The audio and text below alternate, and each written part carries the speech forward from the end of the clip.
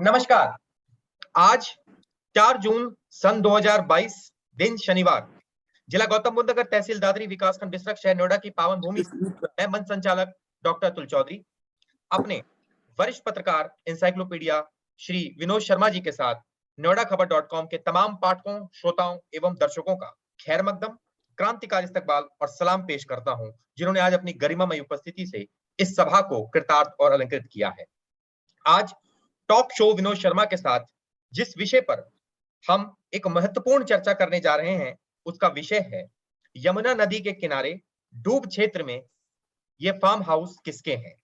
जी हाँ, इसी विषय पर आज की वार्तालाप में हमारे आज के मुख्य अतिथि आदरणीय श्री एसबी तिवारी जी हैं, जो 2019 में अपर मंडल आयुक्त से मुरादाबाद से सेवानिवृत्त हुए और साथ ही वे अपर जिलाधिकारी वित्त गौतम बुद्ध नगर में कार्यरत थे और उसके साथ ही उप जिलाधिकारी दादरी भी थे, और जिन्होंने 2012 में इस यमुना डूब क्षेत्र एवं हिंडन डूब क्षेत्र की का सर्वेक्षण रिपोर्ट भी तैयार किया था। तो आज इस विषय पर चर्चा करने हेतु तिवारी जी, आपका बहुत बहुत स्वागत। Thank you. तो इस श्रृंखला को बढ़ाने के लिए मैं आदरणीय विनोद शर्मा जी से निवेदन करूंगा कि इस वार्तालाप को आगे बढ़ाएं। आदरणीय विनोद शर्मा जी। धन्यवाद अतुल जी। और आज के इस कार्यक्रम में हमारे साथ शामिल हुए एसबी तिवारी जी का मैं इस आभार व्यक्त करता हूं कि उन्होंने समय दिया है कि इस महत्वपूर्ण विषय पर। और हमारी चिंता इसलिए महत्वपूर्ण है कि विश्व पर्यावरण दिवस है 5 जून को, और हमारे जीवन में नदियों का महत्व है। अगर नदी होंगी तो आने वाली जनरेशन के लिए हमारा भविष्य भी सुरक्षित रहेगा, और पीने योग्य पानी हो या खेतों के लिए नदी का जल महत्वपूर्ण है। हम सौभाग्यशाली हैं कि नोएडा एक ऐसी जगह पर बसा है जिसके दोनों तरफ, एक तरफ हिंडन और एक तरफ यमुना नदी है।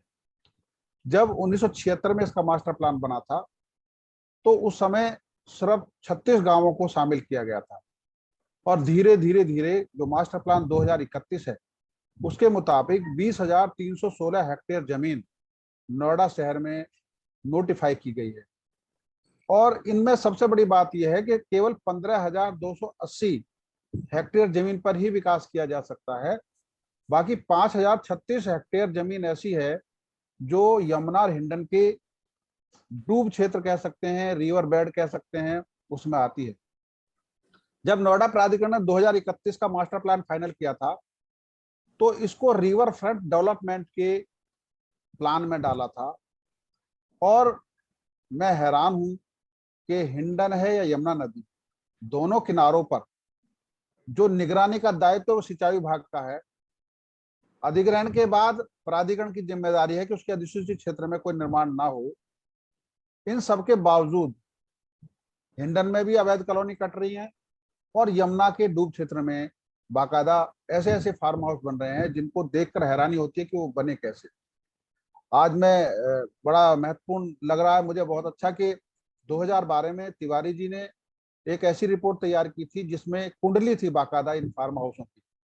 मैं तिवारी जी आपसे ये जानना चाहता हूं कि उस समय शासन से क्या मांगा गया था और प्रशासनिक स्थिति क्या थी, कैसे आपने रिपोर्ट तैयार की थी, सर्वे के लिए कैसी कसरत करनी पड़ी थी। जरा हमारे श्रोताओं के साथ ये जानकारी शेयर कीजिए, दर्शकों के साथ। जी। एक्चुअली उस समय समाजवादी पार्टी की सरकार थी और दीपक सिंघल साहब उस समय प्रमुख सचिव सिंचाई थे। हाँ जी। और मंत्री थे उस समय शिवपाल सिंह यादव जी। तो ये लोग सब कालिंदी कुछ गेस्ट हाउस में सब आए थे और मीटिंग हुई थी। उसमें जिले से मैं था, डीएम साहब थे, और इसके अलावा नोएडा प्राधिकरण के भी अधिकारी थे, सिंचाई विभाग के भी अधिकारी थे। जी। तो ये तय हुआ कि जो डूब क्षेत्र यमुना का है इसको कैसे खाली कराया जाए। यहाँ जो अवैध फार्म हाउस बने हुए हैं, क्योंकि सिंचाई विभाग की जमीन जो है, आप जो यमुना जी का बेल्ट है, इस पर कोई निर्माण नहीं किया जा सकते। तो इस श्रृंखला में हम लोगों ने एक टीम बनाई तहसील स्तर पर और जिले स्तर पर, और उस टीम ने बाकायदा पूरा डिमार्केट करते हुए कितना किसका फार्म हाउस है, कौन है इसमें, वो हम लोगों ने सब कार्रवाई की थी। ये तो यमुना वाला हो गया। तो उस समय तो 1,000 कुछ फार्म हाउस निकले थे, लेकिन सूचना मिल रही है कि अब संख्या उनकी बढ़ गई है। तो इसी तरह से हिंडन नदी में छजारसी से आप शुरू कर दीजिए, और छजारसी से लेकर आप जितने गांव यहाँ हिंडन के किनारे किनारे हैं, उन सब में आप देखेंगे कि अवैध कॉलोनियां बन गई हैं, और बड़े स्तर पर बाहर के लोगों ने वहां जमीनें खरीदी और वो कॉलोनी काट रहे हैं। लेकिन सिंचाई विभाग ना यमुना के बेल्ट में कोई कार्रवाई की उन्होंने, और ना हिंडन पे कोई कार्रवाई की। हम लोगों ने जब जांच की तो उसमें बहुत ही ज्यादा आश्चर्यजनक ढंग से ये पता चला कि बहुत बड़े लोग फार्म हाउस में बनाए हैं लोगों ने, और मैं उनके नाम क्या लूं, लेकिन ये है कि बहुत बड़े स्तर पर, और उसकी बाउंड्री उस समय माननीय मुख्यमंत्री जी खुद कर रहे थे। अच्छा।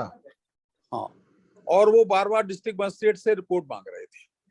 तो बाकायदा हम लोगों ने उसकी जांच की, और जांच के दौरान आपको ये तथ्य बता दूं कि जिन लोगों ने वो फार्म हाउस काटे हैं, उसमें बहुत बड़े बड़े लोग इन्वॉल्व हैं। कुछ तो ऐसे माफिया हैं जो वहां लोकल यही काम ही करते हैं। उनकी जमीन कुछ यूपी साइड में है, उनकी जमीन कुछ हरियाणा साइड में है। लेकिन वो सारी जमीन, चूंकि यमुना जी की धारा बदल गई है, तो उसको लेकर सारी जमीन अब नोएडा साइड आ गई है।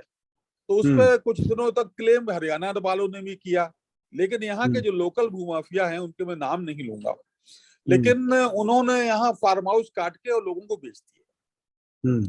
आप आश्चर्य करेंगे, इसमें आर्मी के बहुत सीनियर ऑफिसर्स, अच्छा, आर्मी के बहुत सीनियर ऑफिसर्स, हमारे एडमिनिस्ट्रेशन में प्रशासन के बड़े सीनियर ऑफिसर्स, और बड़े हाईली रेपुटेड पॉलिटिशियंस, उनके फार्म हाउस। अगर आप किसी नाम को भी नोएडा में जानते होंगे कि बहुत बड़े अधिकारी रहे हैं, तो उनका फार्म हाउस जरूर है वहाँ। अच्छा।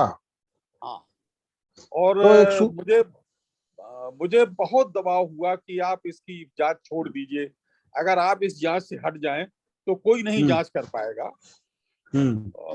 लेकिन वो जांच तो पूरी हुई, वो सुंदरम साहब के डीएम थे, तो सुंदरम साहब को पूरी जांच हम लोगों ने सौंपी। ये तय हुआ था कि सिंचाई विभाग का जो विभाग है वो इनको डिमोलिश करेगा। अच्छा। हाँ, और ये तय हुआ कि डिस्ट्रिक्ट एडमिनिस्ट्रेशन अपना पुलिस फोर्स और जो भी वहाँ प्रशासनिक मदद कर सकता है वो हम लोग करेंगे। आइडेंटिफाई हम लोगों ने कर लिया था, हमारी तहसील की जिले की टीम ने वो आइडेंटिफाई सब कर लिए थे। वो रिपोर्ट ये हुआ कि शासन स्तर से ही कोई निर्देश आएगा तभी डिमोलिशन होगा। अच्छा। तो वो सिंचाई विभाग में प्रमुख सचिव दीपक सिंघल साहब को एक रिपोर्ट डिस्ट्रिक्ट मजिस्ट्रेट ने भेज दी थी, और दूसरी रिपोर्ट जो है माननीय मुख्यमंत्री जी के प्रमुख सचिव को भेज दी। और उसी में उस समय हम लोगों ने हिंडन पर तो बहुत ज्यादा काम नहीं किया था, लेकिन यमुना जी के बेल्ट पर पूरा काम हुआ था, और जितना भी फार्म हाउस था सब आइडेंटिफाई हो गया था। और वो शासन को चला गया, और शासन के बाद फिर मेरा तो ट्रांसफर हो गया। तो आपको भी धमकी मिली इस दौरान? हमको तो इतनी धमकी मिली, इतने फोन आते थे भूमाफियाओं के, और हमारे तहसील के लोग जो हैं, जो लेखपाल वगैरह उस क्षेत्र में हैं, ये भी सब उनसे मिले रहते थे। ये लोग एक एक रिपोर्ट जितना हम लोग जांच करते थे, जो जो मंगाते थे, एक एक रिपोर्ट हमारे तहसील के लेखपाल जो है वो भूमाफियाओं को देते थे, और बताते थे कि इसमें एसबी तिवारी साहब हैं, इन्हीं की बस करामात है, इनको आप किसी तरह शांत कर लीजिए। तो यद्यपि वो इनिशिएटिव जो था वो शासन का था, इनिशिएटिव गवर्नमेंट का था, लेकिन पता नहीं कैसे ये मैसेज चला गया उन लोगों के पास कि ये हम कर रहे हैं, जबकि हम तो बाहर से ट्रांसफर होके आए थे। नॉलेज मुझे थी, इसलिए कि मैं एसडीएम भी रहा, सदर में भी रहा, सादरी में भी रहा, तो मुझे नॉलेज सब थी। लेकिन अनुकूल वातावरण जब नहीं मिलता है आपको, तो आप कुछ कर नहीं पाते, और जब तक टॉप लेवल पर विल पावर नहीं होती तब तक आप कुछ नहीं कर पाते हैं। तो उस समय तो ये था कि नहीं, अब गिरा दिए जाएंगे, लेकिन शासन में गए, और मुझे लगता है, मेरा जो फीडबैक है कि मेरे जाने के बाद भी वो कोई कार्रवाई आगे बढ़ी नहीं, और मुझे तो एक आदमी ने ये धमकी दी कि एसबी तिवारी साहब, आप जानते नहीं हैं, आप यहाँ एसडीएम भी रहे हैं और आप पता नहीं कब दोबारा एसडीएम बन जाएंगे। अच्छा। मतलब आप रिवर्ट हो जाएंगे और आपको दोबारा एसडीएम बना दिया जाएगा अगर आपने इस कार्रवाई को आगे बढ़ाया। फिर एक माफिया का फोन आया कि वो आप जो है बहुत दिन के मेहमान नहीं हैं। अच्छा। हाँ, तो पता नहीं उसकी बात भी इतनी सही निकली कि विद इन ए वीक हमारा ट्रांसफर हो गया। तो उसके बाद फिर मुझे नहीं लगता कि कोई कार्रवाई हुई, अगर हुई होती तो अब जांच क्यों चल रही होती। तो सर, मेरा ये जिला बताइए, प्रशासन, आपने अखबारों में बाकायदा एक सूची छापवाई थी सर्वे करने के बाद, और बहुत सारे ऐसे अजीबोगरीब नाम भी थे उसमें जो, तो ये क्या इनकी रजिस्ट्री नहीं है कहीं भी, फार्म हाउसों की कहीं रिकॉर्ड में फार्म है हाउस इनका? की गांव वालों ने रजिस्ट्री की इनको बाकायदा। अच्छा। हाँ, डूब क्षेत्र में जिन लोगों के नाम क्या है, वो नाम तो है ही नहीं, वो तो केवल जो है उन्हें यही पता नहीं है जमीन के मालिक हैं।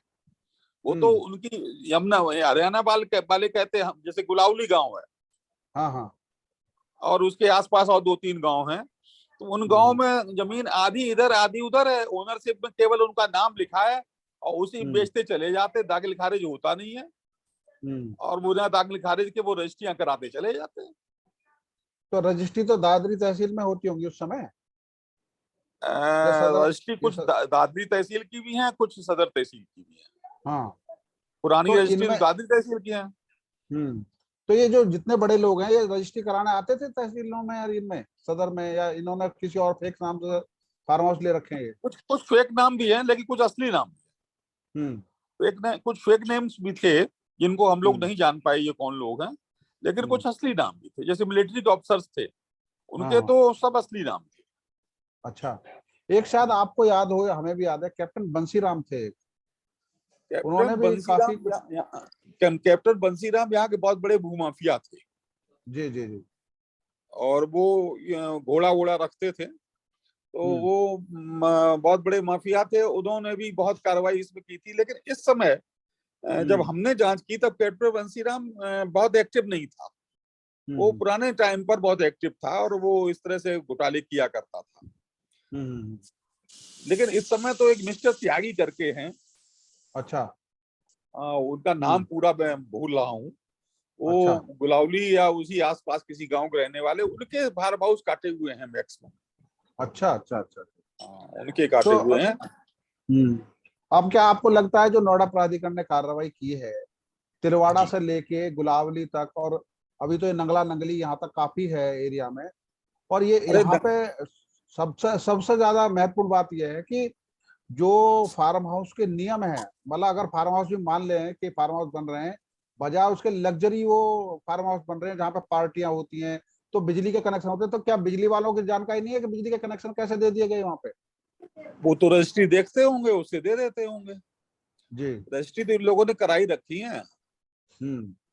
रजिस्ट्री तो तो इन लोगों इसको ने करा नोएडा, रखी ये तो नोएडा के लिए चैलेंज वाली बात यह है कि वो नोएडा के अधिसूचित क्षेत्र में जरूर है, लेकिन क्या नोएडा उसका इस्तेमाल कर पाएगा? क्योंकि जब मास्टर प्लान में लिखा है कि 5036 हेक्टेयर जमीन ऐसी है जो रिवर फ्रंट डेवलपमेंट में काम आएगी, तो उसी हिसाब से उन्होंने वहां फार्म हाउस बनाए रखे हैं।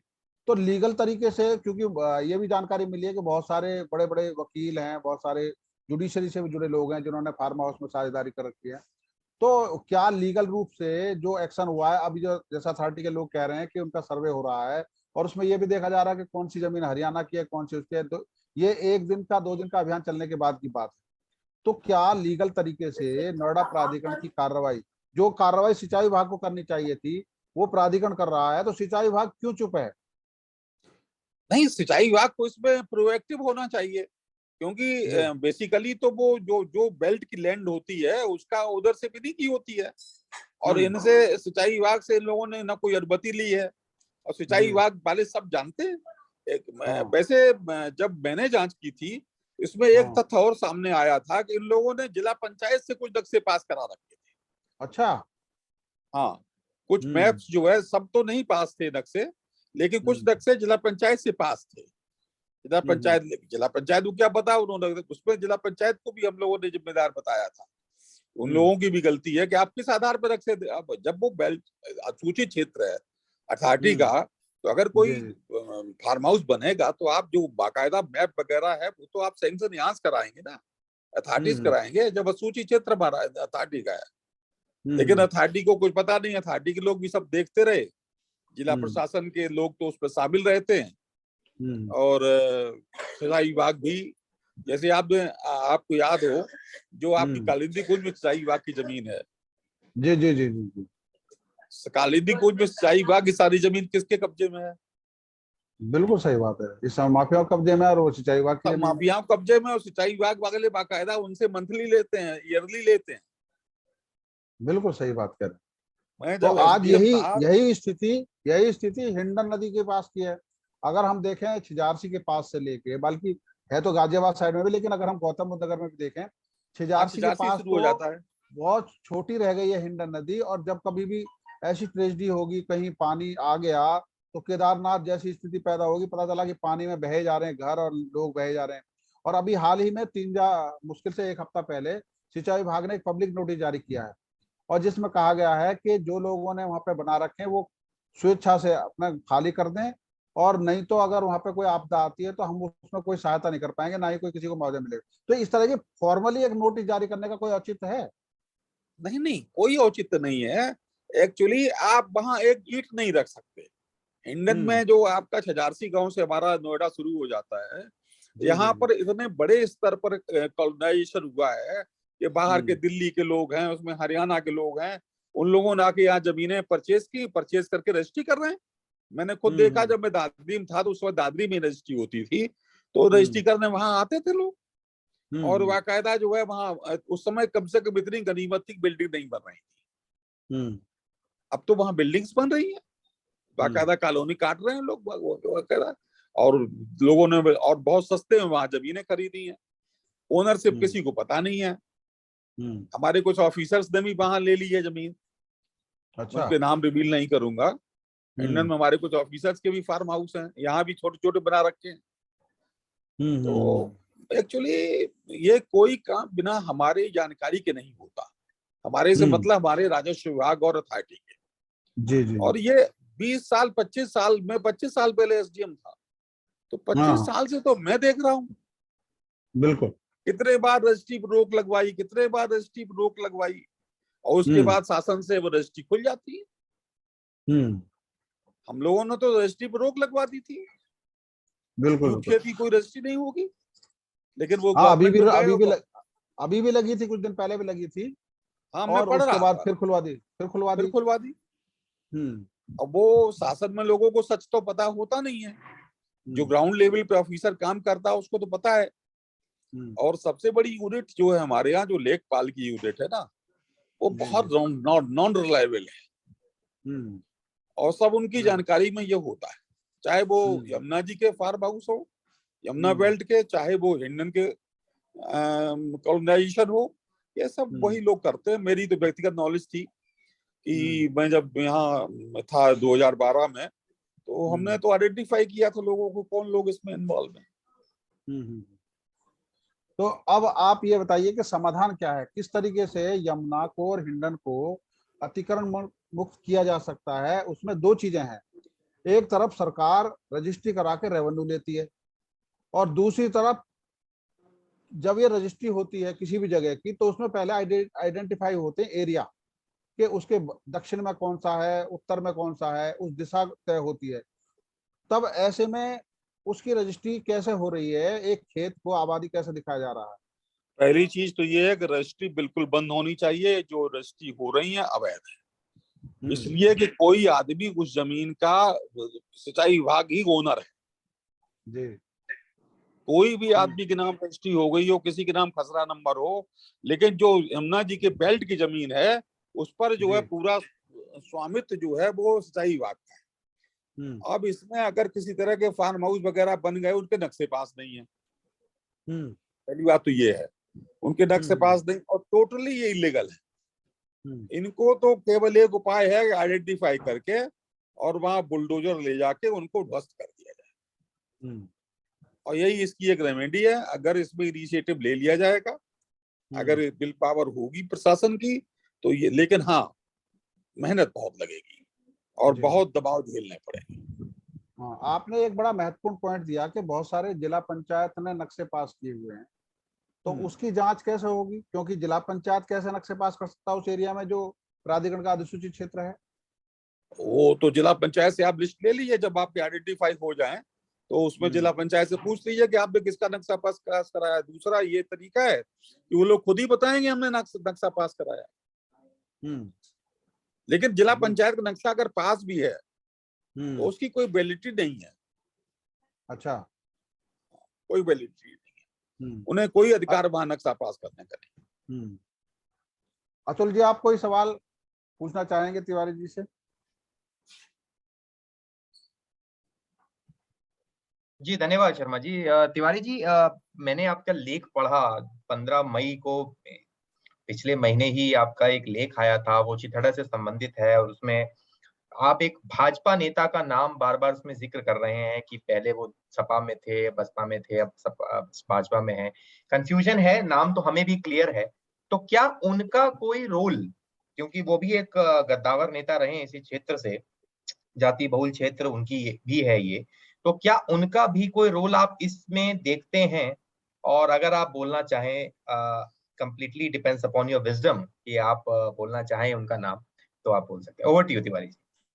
एक्चुअली जिनका मैं नाम ले रहा था वो डायरेक्टली तो इन्वॉल्व नहीं है, लेकिन उनका वहाँ जो चिटेरा गांव में जो ब्लॉक प्रमुख हैं, पता नहीं अब हैं कि नहीं, विजेंद्र भाटी,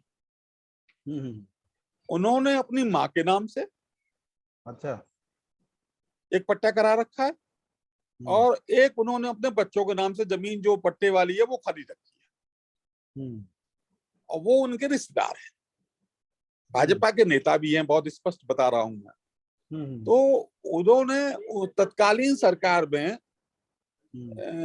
मुझे स्मरण है, एक एडीएम यहाँ हुआ करते थे, मैं उस समय मेरठ में पोस्टेड था, तो उनको इतना दबाव बनाया था कि इन पट्टों को, चूंकि कैंसिलेशन रिपोर्ट मैंने भेजी थी, तो वो एडीएम साहब जो थे मुझसे पूछ लिया करते थे सर क्या करें इसमें।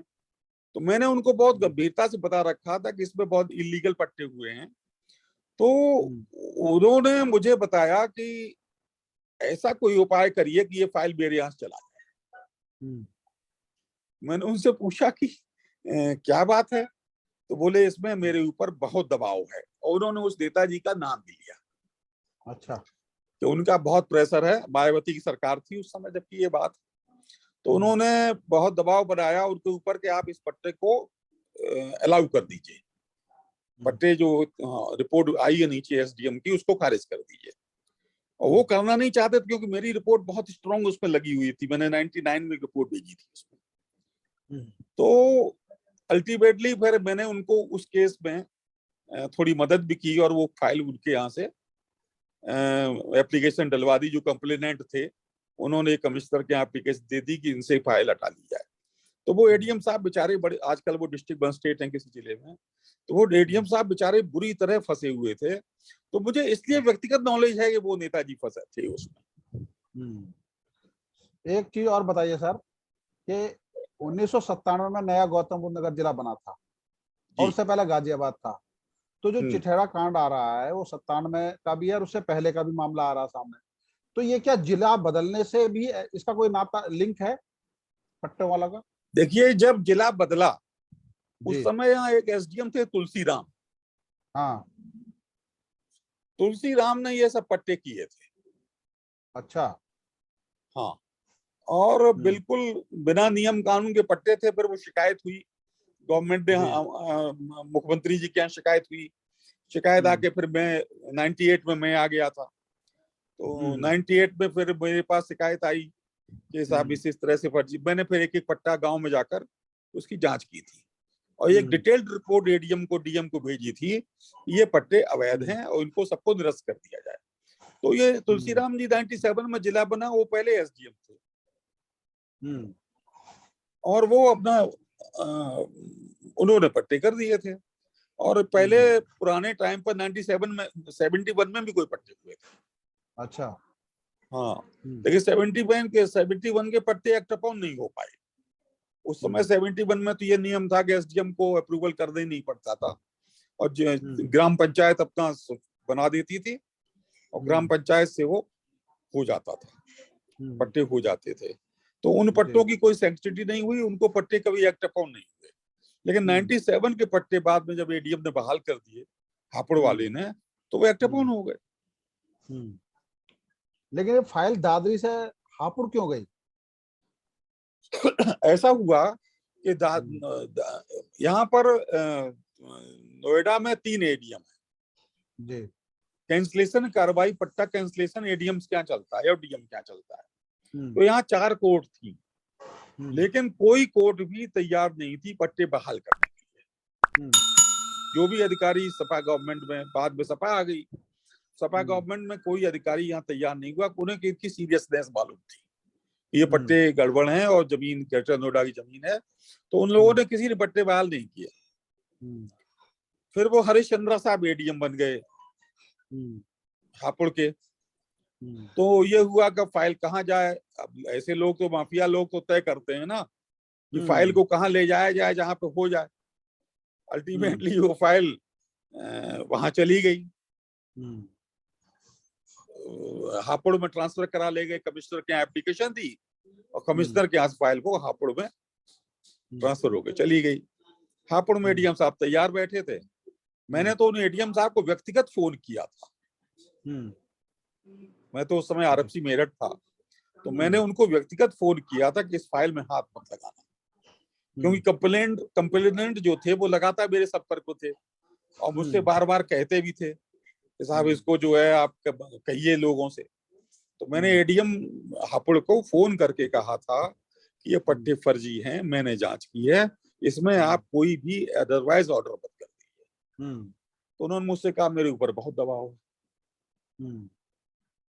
तो ये तो बाद में ग्रेट नोएडा में भी रहे थे हरिश्चंद्र जी?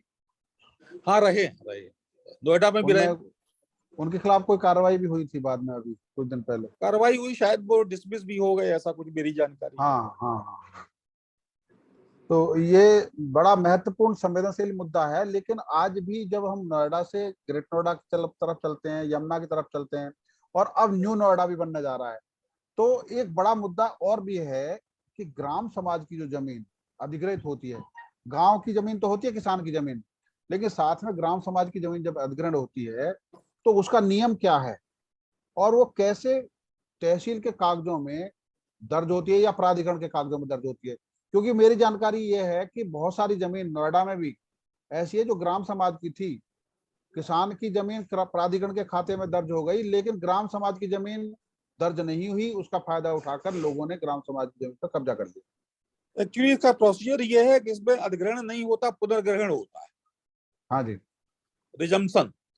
रिजम्पशन होता है। तो गांव सभा की जो लैंड होती है, तो गांव सभा के लैंड का एक प्रस्ताव जाता है तहसील से बनकर कि जो है इसमें इस जमीन को हमारे उसकी नहीं है, सरकार के पक्ष में या प्राधिकरण के पक्ष में इसको जो है मतलब पुनर्ग्रहण कर दिया जाए। तो अथॉरिटी उसका पैसा ही पेमेंट करती है जिला प्रशासन को। तो उसमें जिलाधिकारी को अधिकार है कि जमीन को आप रिज्यूम कर सकते हैं इन दी फेवर ऑफ अथॉरिटी और एनी अथॉरिटी। तो वो यहाँ पर बहुत सारी जमीन इस तरह की है जो वो मतलब रिज्यूम कर ली गई। रिज्यूम करने के बाद उनके परवाना अमल दरामद तहसील में नहीं गए जी। परवाना अमल दरामद तहसील जाना चाहिए ताकि तहसील में बाकायदा एंट्री हो जाए।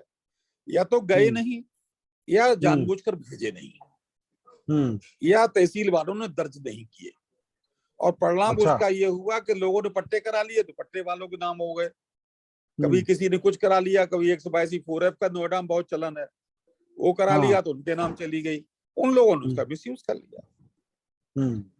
भाई जमीन जब गांव समाज दर्ज बनी रहेगी उसके पट्टे भी हो जाएंगे, उसका जो 182(4)F में शेड्यूल कास्ट के लोगों के नाम तो जमीन जाती वो भी चली जाएगी।